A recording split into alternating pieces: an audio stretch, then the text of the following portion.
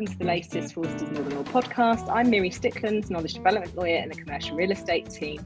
I'm joined today by Construction Partner Emily Holdstock, and alongside Emily, we're really pleased to welcome Managing Director Eddie McGillycuddy and Director Chris Gleave from Glencar Construction. So one of the sectors lots of people are talking about at the moment is logistics. Glencar are contractors who are specialists in that sector, and so we're really interested to get their insights. Thanks very much for joining us today. No problem. No worries. Morning. So, Chris, perhaps I could kick off by just asking you to give us a brief history of Glencar. Sure thing. Thanks for inviting us to this to start with. So, Glencar Construction is in their fifth year of trading. Both Eddie and I have come from backgrounds that we work together on in the mainly industrial markets and sectors, distribution, warehousing and the like, and that was our starting point as a business to deliver things that we knew from previous. We also saw a gap in the market at the time, 4 or 5 years ago, that were for projects that were sub, say, £10 million, that some of our competitors, even today, are not delivering.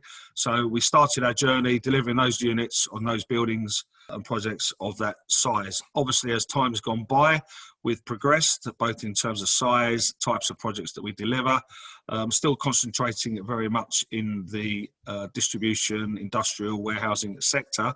But as you'd expect, we're looking to diversify into other sectors as we grow. So currently, we employ about 70 staff. And we are turning over at the last year end, at the end of March, approximately 70 million. And we're projecting probably to 130 for the year we're currently trading in. Okay, so Eddie, from a contractor's perspective, what's the logistics market currently looking like? Today, we're not seeing any implications of like this, the sort of COVID-19. Obviously, we're out on site for a significant amount of developers now. Then schemes are progressing as they were. We're seeing slight delays associated with the statutory authorities, but that's probably the only real implication. We're tendering a significant amount. Some of the recent wins have been put on hold. So I think some people are just seeing how this pans out. There's talk of a lot of our schemes kicking off in August, September time, where originally they were supposed to be June, July. I think people are just waiting to see what pans out, but generally it's very busy at the moment. We're seeing the ones we are delivering, they're generally taken very quickly in terms of tenancies. It's just seemed very robust at the moment. Emily, anything to add from the kind of legal perspective there? I would echo what Eddie's saying really. I think the signs are very positive from what we're seeing as lawyers. As Eddie said, we've got lettings on at the moment for logistics space, and they're proceeding kind of at the same pace as they would have been pre-COVID-19. And the same thing really, we're seeing new work coming in all the time in the logistics sector. I think it's likely to continue actually, because if you think about it, we're all now at home ordering things online instead of going out to the shops to get things, and I think that's going to continue for as long as social distancing is in place and people are a bit apprehensive or self-isolating. So I think there's really positive signs there in the sector generally.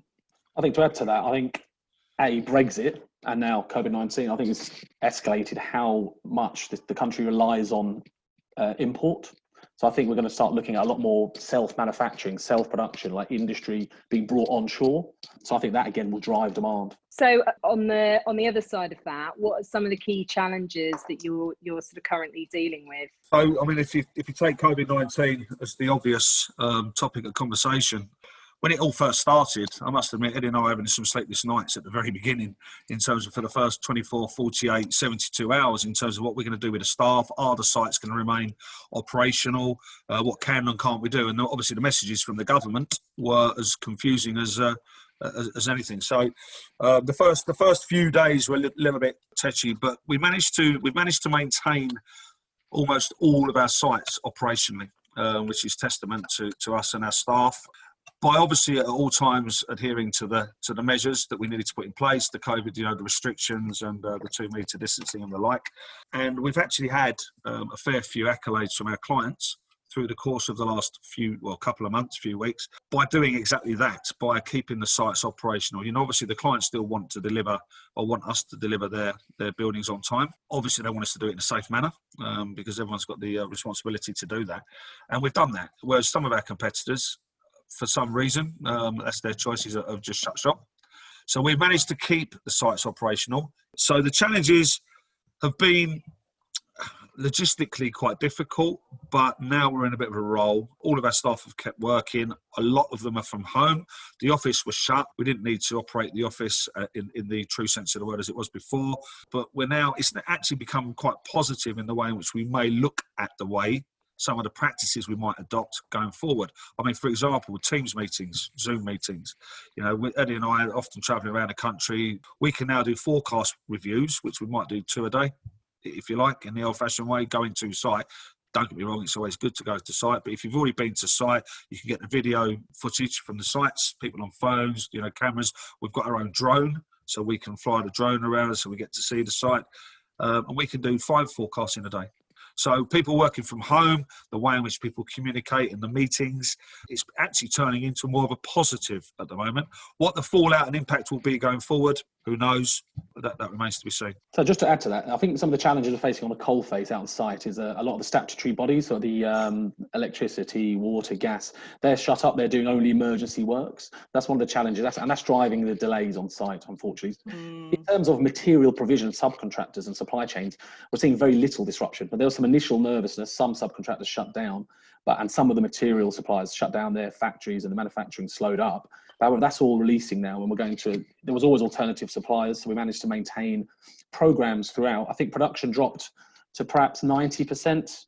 We introduced additional measures in line with the Construction Leadership Council sort of measures. We're on to measures 4 now, I think it is. So there's additional welfare, there's additional drying rooms, changing facilities, staggered working hours, staggered use of the canteens, and we have like COVID managers on our sites where they're out just making sure we maintain social distancing and just keep in line with Public Health England sort of guidelines. Emily, anything? I was going to say, to sort of build on Chris's comments about the use of tech, actually the standout thing for me, and hopefully it's making guys like Chris and Eddie's life easier, is issuing documents electronically for signature instead of sending boxes and boxes of warranties and subcontracts and that kind of thing. I mean, it's been a real eye-opener. If you said to me 3 months ago we'd be sending stuff out electronically, I'd have laughed at you. So I think that's fantastic, and actually hopefully that will continue even when people are back in the office. Yeah, it'd be really interesting to see what the kind of longer term impact is, because we have had to kind of embrace quite a lot of change very quickly. So it'll be interesting to see which of those kind of just continue as part of normal life. One of our clients is at the forefront of all those DocuSigns, all of their contracts, and it's just as good as the paper, wet paper copy. You know, less archiving as well. Although that might be a detriment. that might be a detriment to the warehousing side of things. But there you go. Okay, so I think it's fair to say logistic occupiers are increasingly sophisticated in terms of the tech that they want to operate within their space. How does that impact on the build process, Eddie? And does it make it more complicated if you're building on a speculative basis rather than pre-let? On a speculative basis, you're not incorporating any of the tenant-led requirement. So it's always better to have that sort of information in, and that's all to do with design, because you design the sort of function of the building should dictate the form. And the problem with speculative units is the form's there, so the function is almost being made to work inside that. We do these customer fulfillment centers for Ocado, and the function dictates the form. You have freezers, you have ambient, you have chill, and the designs associated with that are far-reaching, and the implications can be significant. There's some units that just won't be appropriate to go into because of the sort of historical structure, the historical design. They wouldn't be able to go in. You'd have steps, you'd have all sorts of abortive works and site works, and that leads to cost. Okay, so 6 months to a year ago, we were talking about this earlier, there's lots of press coverage on multi-story warehousing. Do you think that's going to gain further traction in practice? And if so, what are some of the practical issues around constructing multi-story sheds? Eddie? I think it is something that will definitely go ahead, but it'll need someone to take that leap of faith. We understand there's one coming to market soon in East London, and we're looking at one in West London currently. The problem you have is that there's not a lot of land, and they're not making more land. So the only way you can go is existing land is to go up. The challenges with that would be planning, would be the cost, because the cost of the structure and the load you're putting into the ground would be significant.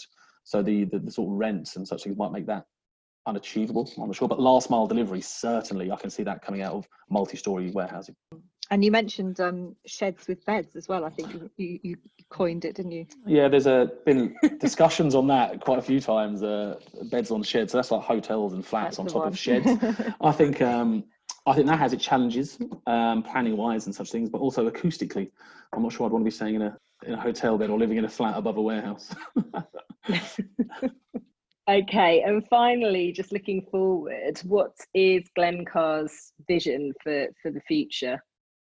Yeah, okay, I think the future is bright, to coin a phrase, but I think we all need to get through the current situation, as we touched on earlier. You know, who knows what the future holds in that regard, but we're well placed to manage that, to deliver that. You know, we've got a great team, we've got a great business, and I think if we continue doing what we're doing, because there's nothing wrong with what we're doing, and as the saying goes, if it's not broke, why fix it? So we want to build upon what we're doing well at the moment. Our growth will be dictated by our people. You know, people is our biggest asset.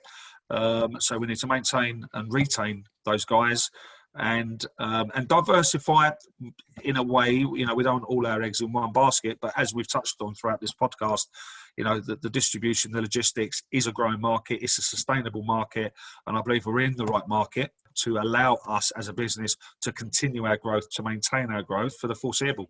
So I think we're doing everything we need to do. We're doing it right, and we're ready for the challenge.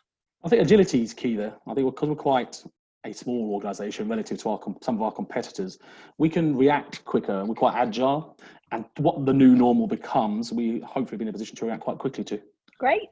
Thanks so much for joining me today. It's been really interesting to hear your perspectives, particularly at this sort of very challenging time. If listeners would like to tune into any other More Than Law podcasts, you can find us on SoundCloud, Spotify and Apple Podcasts. To learn more about Glencar, go to glencar.com, or to see more news and views from Forsters, you can visit our website, forsters.co.uk, or you can find us on all the usual social media channels, LinkedIn, Instagram, Facebook and Twitter. And until next time, goodbye.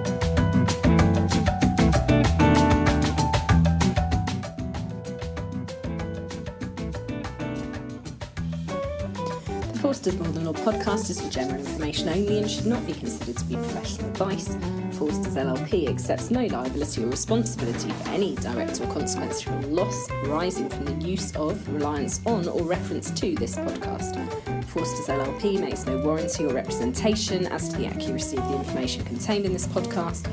The More Than Law podcast and all copyright in it is the property of Forsters LLP, and it should not be used, reproduced or quoted, whether in whole or part, without Forsters LLP's prior written consent.